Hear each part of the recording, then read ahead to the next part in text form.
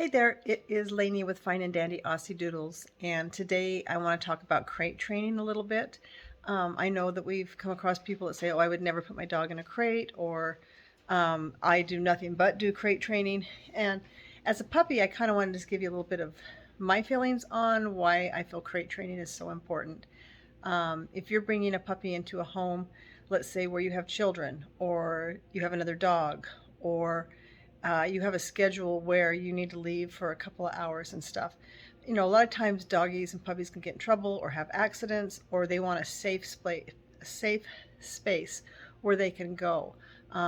Let's say Aunt Jill shows up and she's got her new little, her toddler who, loves puppies, and the next thing you know, your puppy's being carried around by the neck, or it's just too much and they need a space. So a lot of times I have found that sometimes when people will show up and if it's too much, my dogs will just help themselves and put themselves in their crate. Like, hey, this is my space. Shut the door. I kind of want to do my thing. The other reason I like crate training is if I need to go to the grocery store or go run an errand, I like to know that my dogs are safe.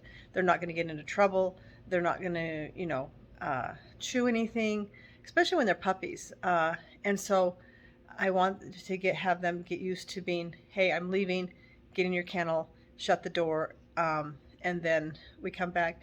Of course, as dogs get older, they don't really need that. They learn their spaces and their boundaries, and they'll either just go jump on your bed or the couch, and they know that. But that first year is really, really important.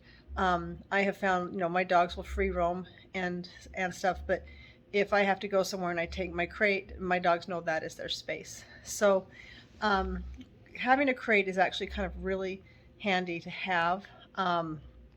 Right now I'm in the process of videoing and showing how I'm training my new little puppy for a crate. And it isn't easy. It's tiring. They cry. There's that concept, do I let them cry 10 minutes, then come back in? Do I comfort them? And we're going to go through all of that. I find that a lot of times people will overstuff a crate. It's like, oh, well, let's throw a blanket in there and their pillow and their favorite teddy bear, and we can over complicate it. And a crate should just have a nice blanket, a chew toy, and that's pretty much it. And maybe their stuffed toy they lay on. I do not put dog beds in my crates until my dogs are puppy trained. Once they start peeing on that dog bed, they kind of feel like that's a place to go to.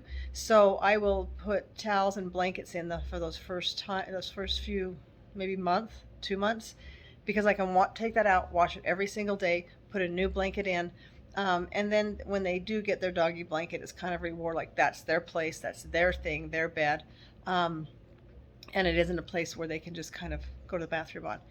So there's a lot of factors, but I am an advocate of crate training. I think it's number one, it keeps your dog safe. Number two, it keeps them out of trouble when you're not there. Number three, it's their safe space to go to when they want to do it.